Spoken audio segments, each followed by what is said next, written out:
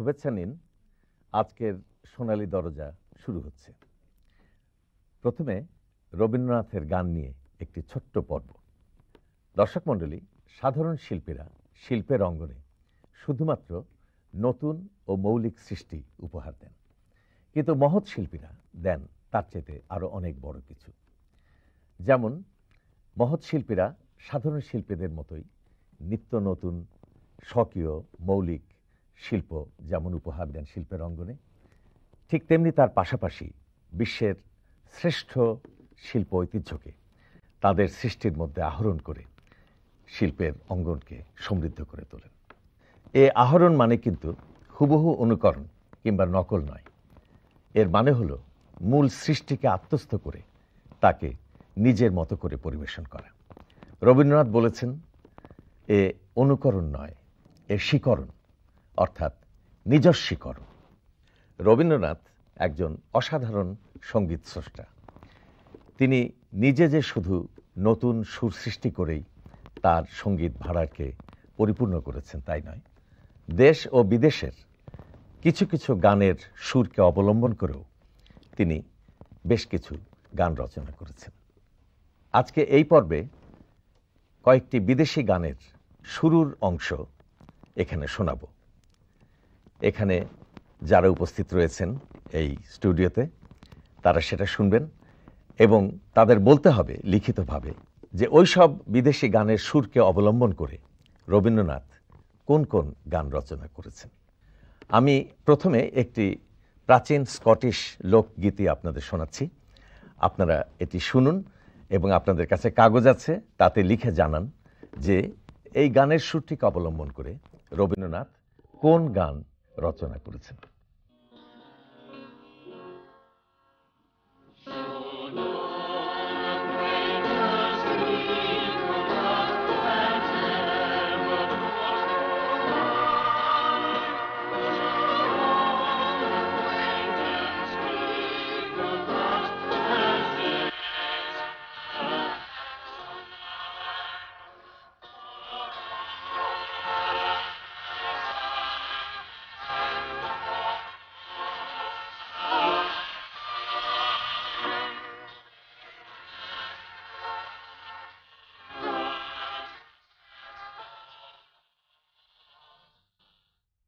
উত্তর এসে গেছে এবং প্রথম সঠিক উত্তর যার কাছ থেকে এসছে তিনি ফিরোজ, তাকে অভিনন্দন। তিনি জানিয়েছেন যে গানটি হচ্ছে পুরানো সেই দিনের কথা ভুলবি কি রে, হায় সে চোখের দেখা প্রাণের কথা সে কি বলা যায়। পুরানো সেই দিনের কথা ভুলবি কি রে, হায় সে চোখের দেখা প্রাণের কথা সে কি বলা যায়। এবার একটি গান শোনাচ্ছি। এই গানের সুরটি অবলম্বন করেও রবীন্দ্রনাথ একটি গান রচনা করেছেন।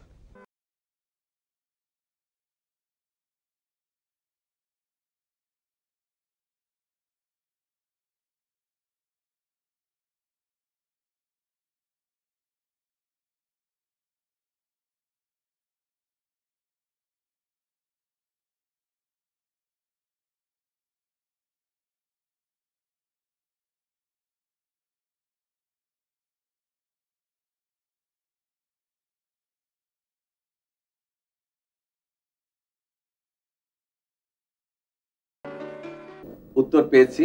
যিনি লিখিতভাবে সঠিক উত্তর দিয়েছেন তিনি হচ্ছেন বুলবুল আহমদ।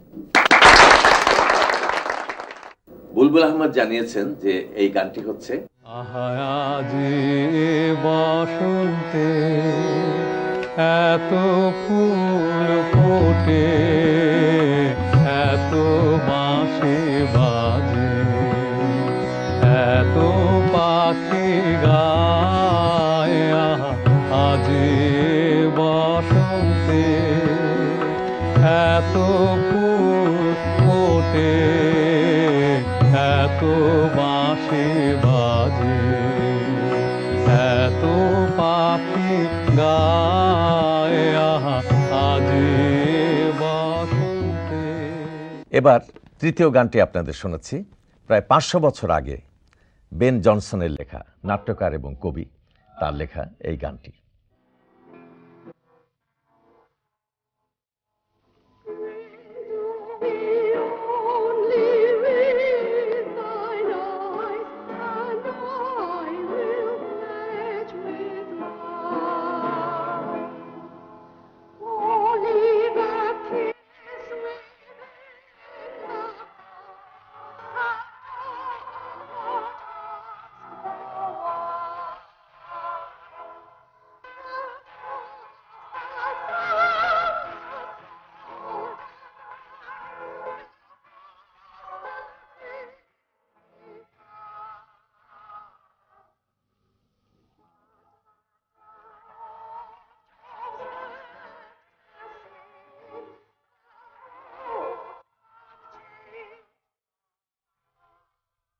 উত্তর পেয়েছি, সঠিক উত্তর সুমনের। সুমন জানিয়েছেন যে গানটি হচ্ছে কতবারও ভেবেছি।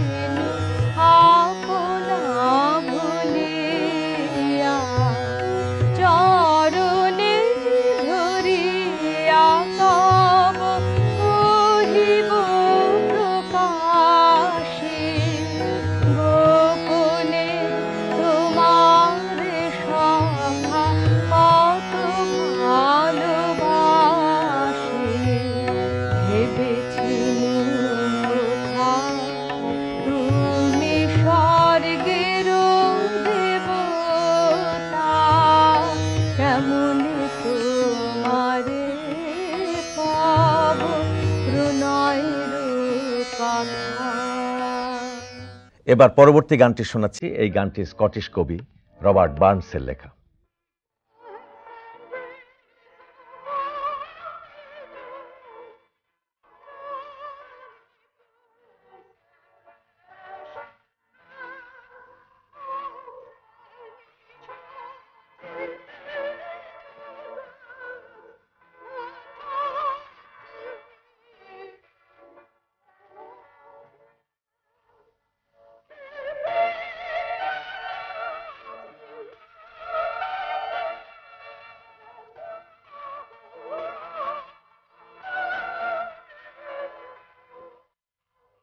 উত্তর পেয়েছি, যার উত্তর সঠিক তিনি রানা রায়হান।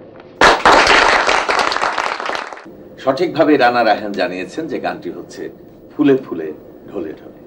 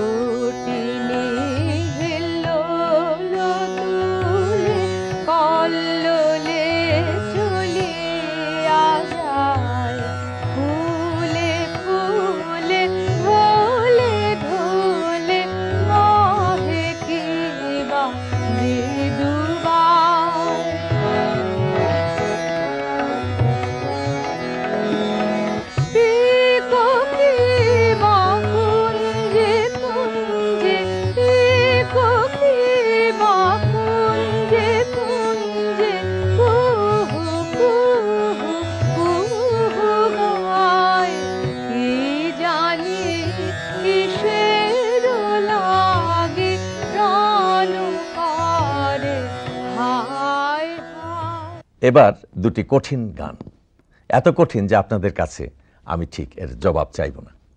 আমি প্রথম গানটি আপনাদের শোনাচ্ছি, আপনারা শুনুন এবং বলুন যে এই গানটি কোন প্রচলিত গানের সুর অবলম্বন করে রচিত। যদি তোর ডাক শুনে কেউ না আসে তবলা চলো রে, যদি তোর ডাক শুনে কেউ না আসে চলো রে, তবে একলা চলো, একলা চলো, একলা চলো, একলা চলো রে, তবে একলা চলো, একলা চলো, একলা চলো, একলা চলো রে। যদি তোর ডাক শুনে কেউ না আসে, তবে একলা চলো রে। এবার যে প্রাচীন প্রচলিত গানটি ভেঙে এই গানটি করা, সেই গানটি শুনুন। হরিনাম দিয়ে জগৎ মাতালে, আমার একলা নিতাই, একলা নিতাই, একলা নিতাই, আমার একলা নিতাই, একলা নিতাই, একলা নিতাই, একলা নিতাই। হরিনাম দিয়ে জগৎ মাতালে, আমার একলা নিতাই।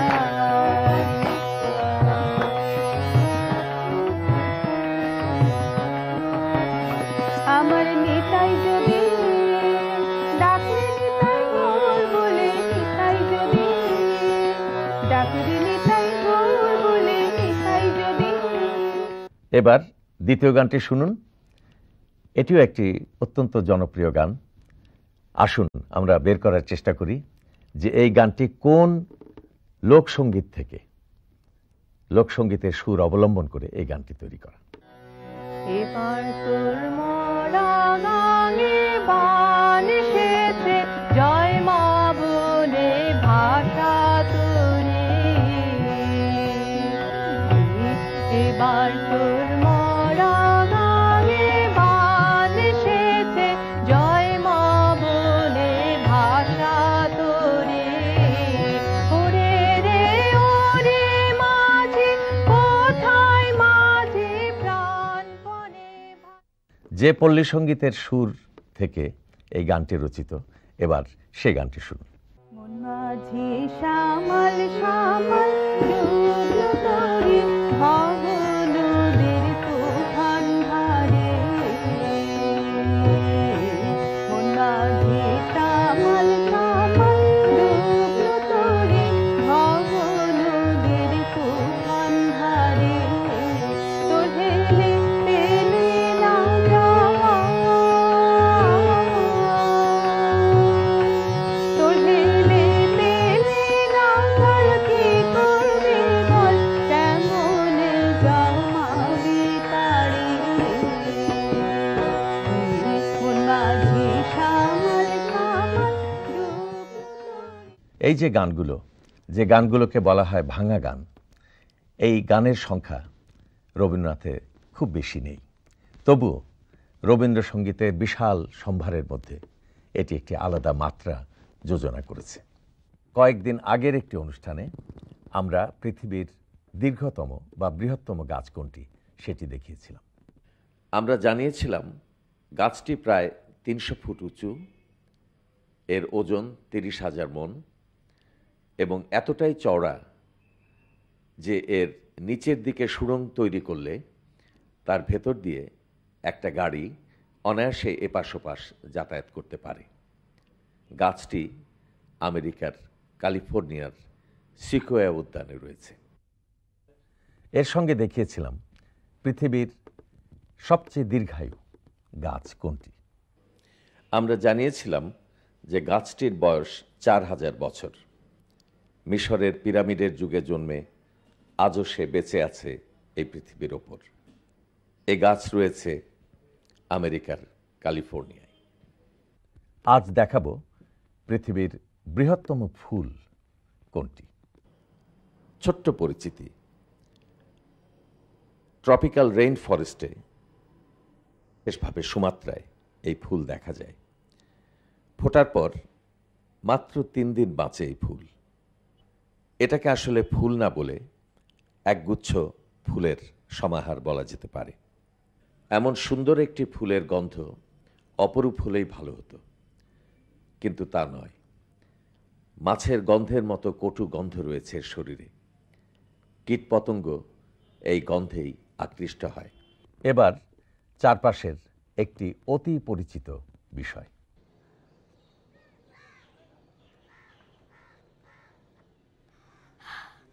এ কি, ছেলেটা এরকম বাঁদিকে কাত হয়ে হাঁটছে কেন? আবার কোকাচ্ছেও তো মনে হচ্ছে।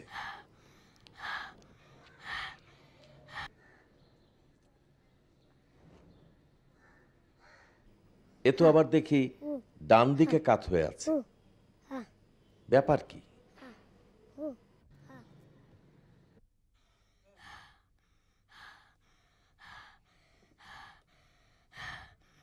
এর আবার কি হলো?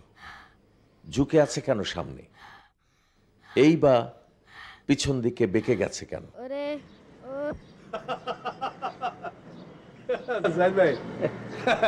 সমস্যা দেখে বলেন তো।